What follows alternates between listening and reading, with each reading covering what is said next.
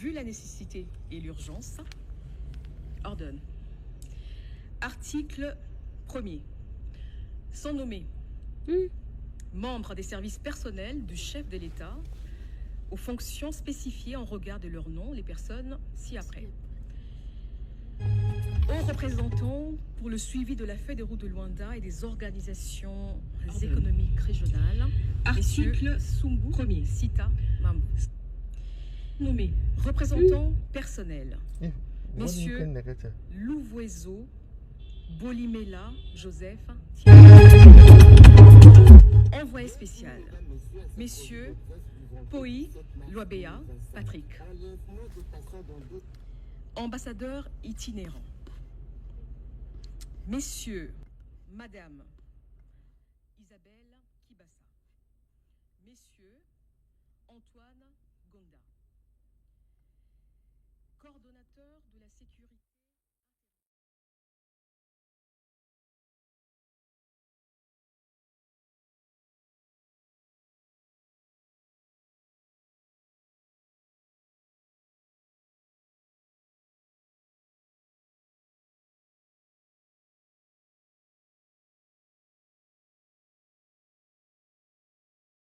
Madame Bilo Okuki Jennifer, coordonnateur adjoint.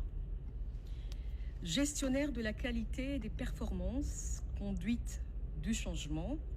Messieurs Kakese Kimaza François, gestionnaire de la qualité des performances. Madame Bilo Messieurs Okuki Kadima Jennifer, David, coordonnateur gestionnaire de la adjoint. conduite du changement. Gestionnaire de la qualité et des performances, Chargé de conduite mission. du changement. Messieurs Kakese Kimaza François, Zone gestionnaire de la qualité des performances. Messieurs Madame Bilo Okuki Kadima Jennifer, David, coordonnateur gestionnaire de la adjoint. conduite du Gestionnaire de la qualité et des performances, chargé de conduite mission. du changement.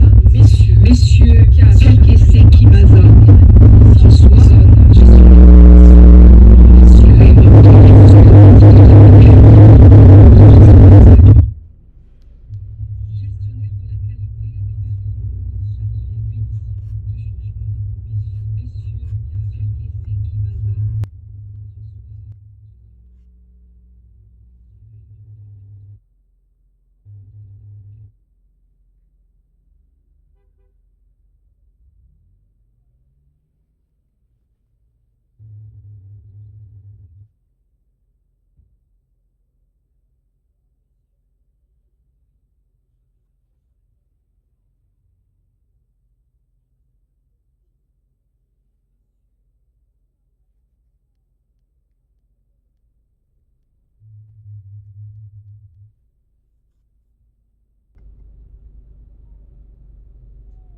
Messieurs Mulumba Chimpaka Miché, messieurs Mundela Kabamusu Paul.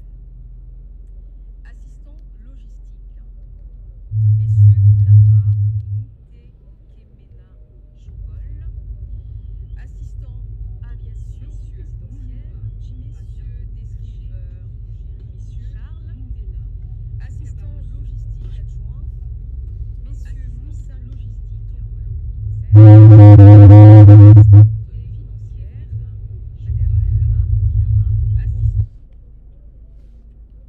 aviation assistant logistique adjoint, Mwamba, messieurs Moussa Logistique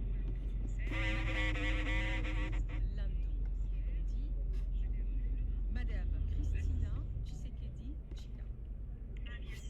Secrétariat administratif. Madame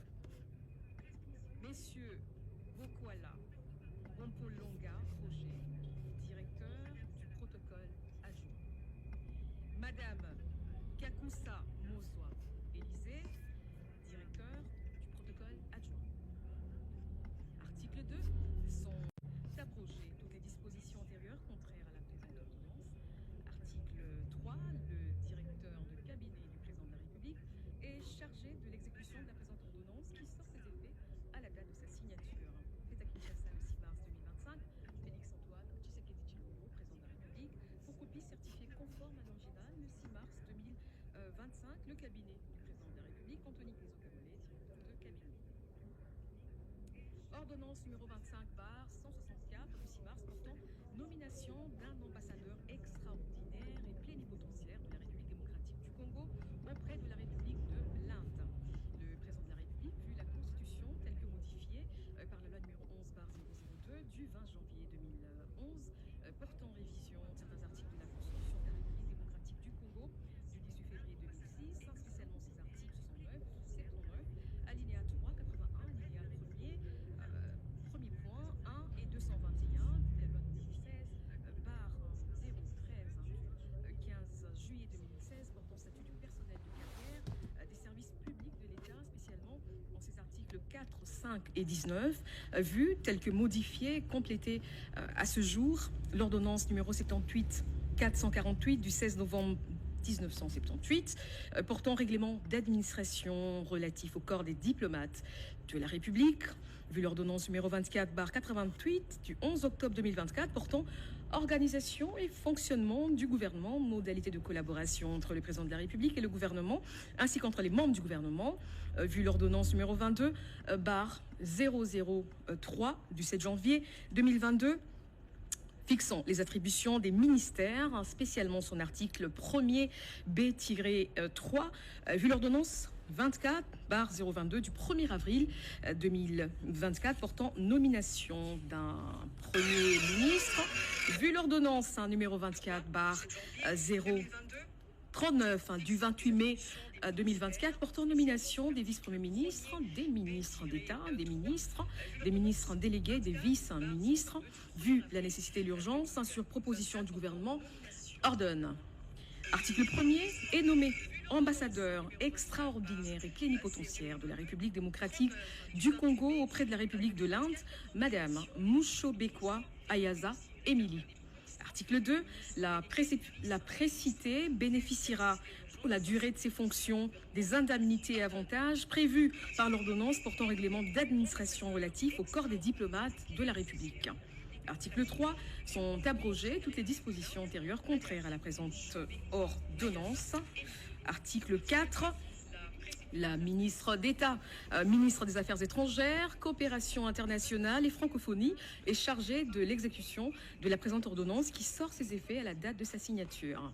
Fait à Kinshasa le 6 mars 2025, Félix-Antoine Tshisekedi Tshilombo, Judith Suminwa Tuluka, première ministre, pour copie certifiée conforme à l'original le 6 mars 2025, le cabinet du président de la République, Anthony Kizokamole, directeur de cabinet. Ordonnance numéro 25/165 du 6 mars 2025 portant nomination d'un ambassadeur extraordinaire et plénipotentiaire de la République démocratique du Congo auprès de la République islamique de Mauritanie. Le président de la République a vu la Constitution telle que modifiée par la loi numéro 11/002 du 20 janvier 2011 portant révision de certains articles de la Constitution de la République démocratique du Congo du 18 février 2006, spécialement ces articles 69, 79, alinéa 3, 81, alinéa 1er, point 1 et 221, vu l'ordonnance 24/022 du 1er avril 2024 portant nomination d'un Premier ministre, vu la nécessité et l'urgence, sur proposition du gouvernement, ordonne. Article 1er. Est nommé ambassadeur extraordinaire et plénipotentiaire de la République démocratique du Congo auprès de la République islamique de Mauritanie, messieurs Nindou Kibambe Eric. Article 2, le précité bénéficiera pour la durée de ses fonctions des indemnités et avantages prévus par l'ordonnance portant règlement d'administration relatif au corps des diplomates de la République. Article 3, sont abrogées toutes les dispositions antérieures contraires à la présente ordonnance. Article 4, la ministre d'État, ministre des Affaires étrangères, coopération internationale et francophonie, est chargée de l'exécution de la présente ordonnance qui sort ses effets à la date de sa signature. Fête à Kinshasa le 6 mars 2025. Félix-Antoine Tshisekedi Tshilombo, Judith Suminwa Tuluka, Première ministre, pour copie certifiée conforme à l'original le 6 mars 2025. Le cabinet du président de la République, Anthony Kinzo Kamole, directeur de cabinet. Ordonnance, loi numéro 25 par 028 du 7 mars 2025 portant autorisation de la prorogation de l'état de siège sur une partie du territoire de la République démocratique du Congo. Le président de la République, vu la Constitution telle que modifiée par la loi numéro 11/002 du 20 janvier 2011 portant révision de certains articles de la Constitution de la République démocratique du Congo du 18 février 2006, spécialement en ses articles 85, 129, 44, alinéa 5 et 145, vu la loi numéro 24/012 du 20 décembre 2024 portant habilitation du gouvernement, spécialement ses articles 1er, 2 et 3, vu tel que complété à ce jour, l'ordonnance numéro 21/115 du 3 mai 2021 portant proclamation de l'état de siège sur une partie du territoire de la République démocratique du Congo, spécialement son article 1er, vu l'ordonnance numéro 24/88 du 11 octobre 2024 portant organisation du gouvernement, modalité de collaboration entre le président de la République et le gouvernement, ainsi qu'entre les membres du gouvernement, vu l'ordonnance numéro 24/022 du 1er avril 2024 portant nomination d'un Premier ministre, vu la nécessité et l'urgence, sur proposition du gouvernement délibéré en Conseil des ministres, ordonne, article 1er, et autorisé, conformément à l'article 144, alinéa 5 de la Constitution, pour une période de 15 jours, prenant cours le 8 mars 2025, la prorogation de l'état de siège proclamée par l'ordonnance numéro 21/015 du 3 mai 2021. Article 2, sont abrogées toutes les dispositions antérieures contraires à la présente ordonnance. Article 3, la présente ordonnance, loi, entre en vigueur à la date de sa promulgation. Fait à Kinshasa le 7 mars 2025, Félix-Antoine Tshisekedi Tshilombo, Judith Suminwa Tuluka, Première ministre, pour copie certifiée conforme à l'original, le 7 mars 2025, le cabinet du président de la République, Anthony Kinzo Kamole. Et pour terminer, ordonnance numéro 25/166 du 7 mars 2025, portant prorogation de l'état de siège sur une partie du territoire de la République démocratique du Congo. Vu l'arrêt sous R 115-50 du 6 mai 2021 de la Cour constitutionnelle siégeant en appréciation de la constitutionnalité de l'ordonnance numéro 21/016 du 3 mai 2021 portant mesures d'applicabilité de l'état de siège sur une partie du territoire de la République démocratique du Congo. Vu la nécessité et l'urgence, le Conseil des ministres entendu ordonne, article 1er, est prorogé pour une période de 15 jours, prenant cours le 8 mars 2025, l'ordonnance numéro 21/015 du 3 mai 2021, telle que modifiée à ce jour, portant proclamation de l'état de siège sur une partie du territoire de la République démocratique du Congo.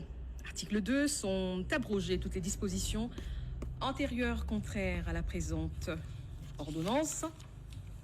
Article 3, la Première ministre, le vice-premier ministre, ministre de l'Intérieur, Sécurité, Décentralisation et Affaires coutumières, le vice-premier ministre, ministre de la Défense nationale et ancien combattant, ainsi que le ministre d'État, ministre de la Justice et garde des Sceaux sont chargés, chacun en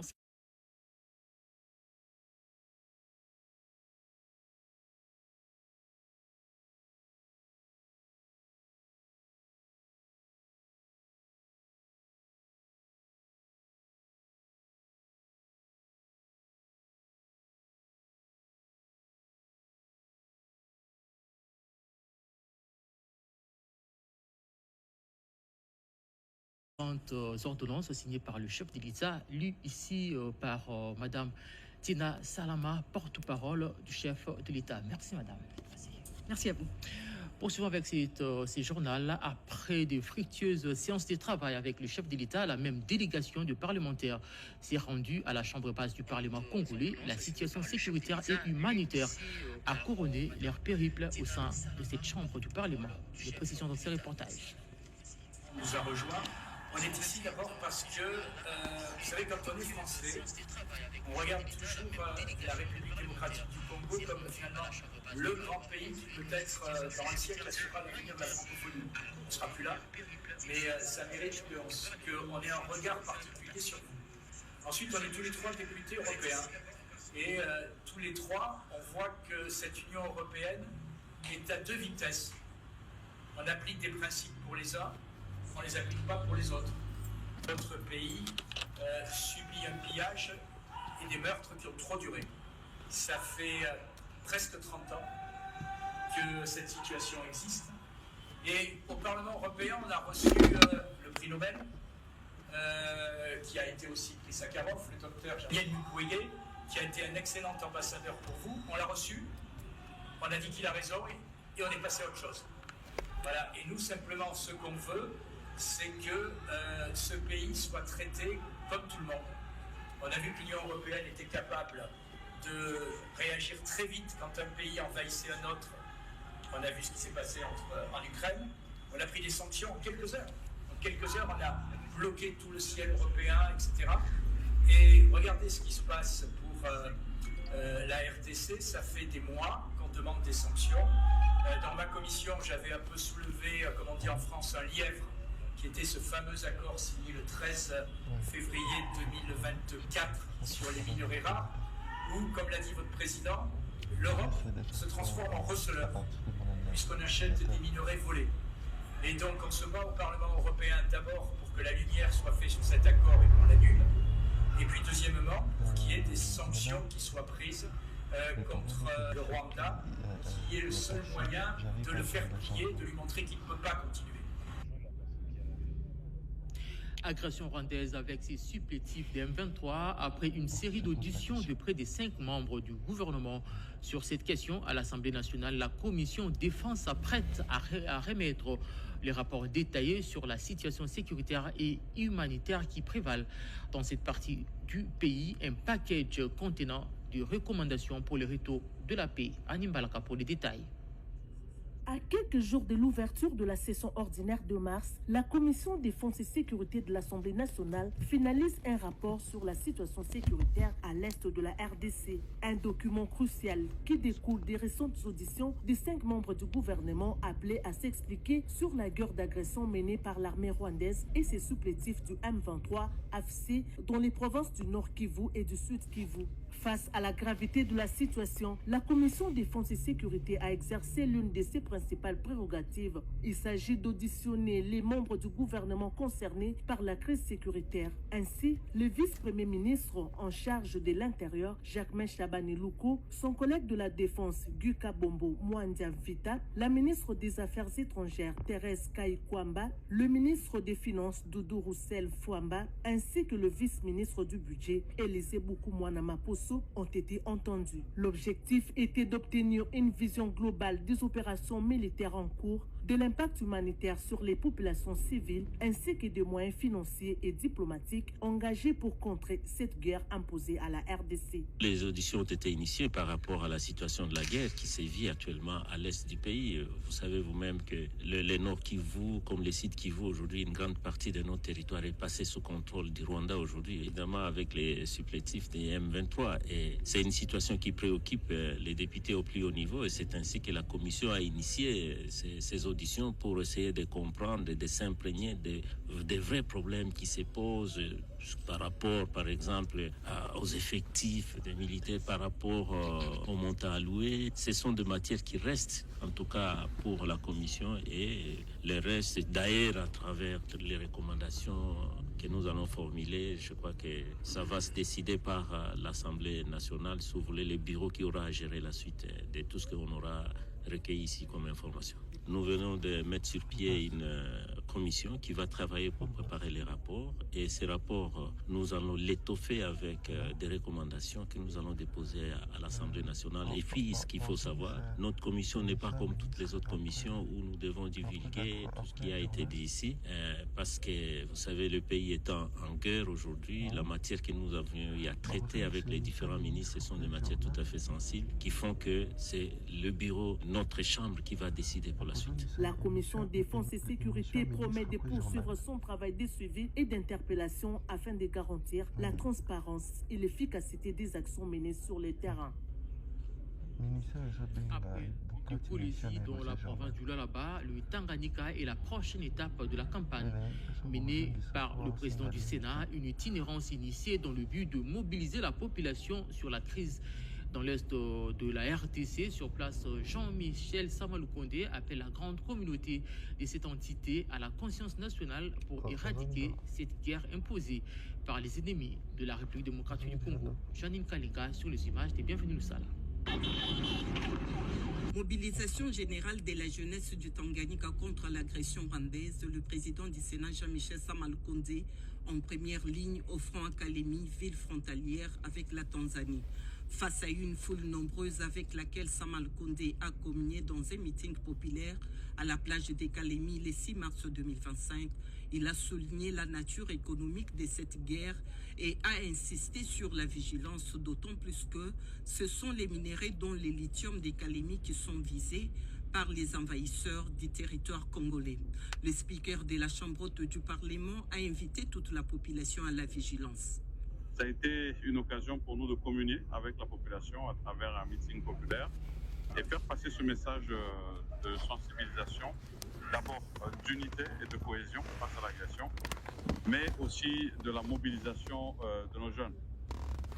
Nous avons trouvé ici une population très réceptive au message que nous avons voulu donner, mais surtout une population qui nous a appelés à du soutien. On a demandé d'être soutenu à tous les niveaux, d'abord par les autorités politiques et administratives du gouvernement central, mais aussi de toutes les populations de toutes les provinces, d'être soutenues dans cette situation sécuritaire où plusieurs fois elle a été citée comme province dans la ligne de mire, et nous savons que c'est par rapport à ses potentialités minières. Nous avons, donné ce message de soutien aux autorités que nous avons trouvées ici. Nous avons remercié les jeunes que nous avons pu voir qui ont déjà commencé à s'engager dans cette vocation militaire. Nous avons appelé à plus de jeunes. Venus nombreux à cette rencontre avec le président du Sénat, les jeunes de Kalemi ont promis de rejoindre massivement les rangs des FARDC, scandant les slogans « La patrie ou la mort ». Après le meeting populaire à la plage, Sama Lukonde a rendu une visite d'encouragement au premier groupe des jeunes de Kalemi déjà enrôlés dans les FARDC et qui ont déjà commencé la formation. On dit toujours pour faire un voyage de 1000 km, ça commence par un seul pas. Pour faire ce voyage de 1000 km. Et vous êtes les premières personnes qui avaient commencé ce grand voyage qui va amener la grande remontée de puissance de l'armée de la République démocratique du Congo. Unis pour la patrie. Là, mon message à Kérikouya, la patrie d'abord. Puis il a eu un échange fructueux avec toutes les forces vives de la province du Tanganyika à l'hôtel Victoria Palace. Dans cette itinérance des sensibilisations commencée le 6 février dernier, le président du Sénat est accompagné d'une forte délégation des députés nationaux, des sénateurs et autres notabilités du Grand Katanga. Et 8 mars, journée dédiée à la commémoration de la lutte pour le droit des femmes. C'est dans quelques poussières des secondes comment la femme congolaise doit se comporter durant cette période de crise. La ministre du Genre, Famille et Enfants, dans ce journal, a fait un message à la nation que je vous laisse découvrir dans cet extrait. Il s'est tenu le dimanche 2 mars 2025 la messe autour des élèves dénommée Enfance missionnaire. Cette messe a rassemblé les élèves catholiques de la cité d'Idiofa. Cette célébration de l'Église catholique a eu pour objectif de prier pour les enfants en situation difficile, les enfants qui subissent des atrocités et toutes sortes de violences, surtout à la partie est de la République démocratique du Congo. Il est également question dans cette célébration eucharistique de soutenir les œuvres pontificales de l'enfance missionnaire. Apprendre à l'enfant de Diofa à prier et à partager aux autres. Une minute de silence a été observée en mémoire des enfants de l'Est. À la même occasion, l'abbé célébrant, en sa qualité d'encadreur de jeunes, a béni les couples Jean Dédié Ibongele et Madame Belinda Merveille Mouvemba. Lors de l'homélie, l'officiant du jour les a invités à vivre l'unité, la fidélité, le pardon, l'écoute, la soumission.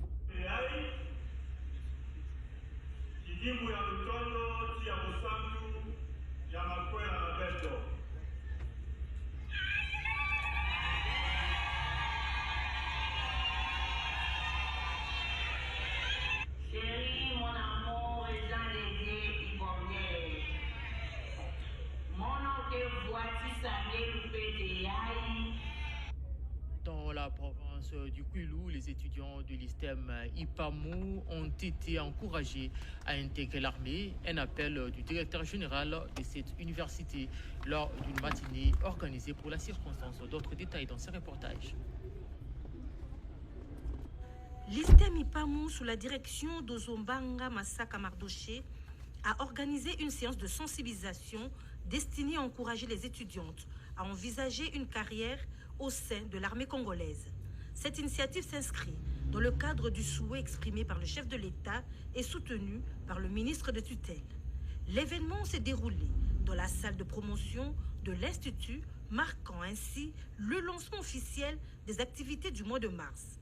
Près de 300 étudiantes, accompagnées de plusieurs cadres, ont pris part à cette cérémonie qui a été unanimement saluée par les participantes. Nous aussi, à l'ISTEM IPAMU, pendant nos stages communautaires, sensibilisons la population féminine à adhérer à l'armée et à contribuer à l'effort de guerre, même si nos réflexions pourraient avoir de la peine à être transmises à la hiérarchie à temps, faute d'Internet. C'est par rapport aux aspects des étudiants de l'Est de la RDC qui sont massacrés, violés et qui manquent la paix sans assistance à cause du Rwanda et Kagame. À ce fait, je profite à l'occasion des étudiants de l'ISTEM IPAMU, invite les autres étudiants du territoire Idiofa à intégrer dans l'armée congolaise pour défendre notre patrie. Cette démarche vise à promouvoir l'engagement des jeunes femmes dans les forces armées, renforçant ainsi la vision d'un pays uni et fort. Voilà qui met fin à ce journal. Merci d'avoir suivi. Portez-vous bien et bonne suite de programme sur nos antennes. Au revoir.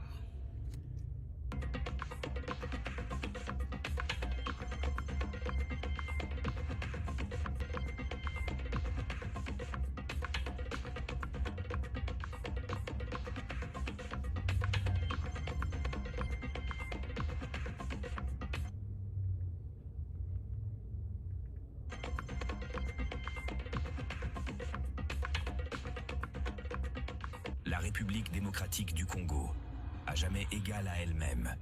2 345 410 km² est la superficie totale de notre RDC depuis février 1885. Deuxième plus grand pays d'Afrique. Nous occupons la 11e place en superficie du monde. Nous partageons 10 744 km de frontières avec nos voisins. Avec l'Angola, nous partageons 2511 km. Avec le Burundi, 233 km. Avec la République centrafricaine, 1000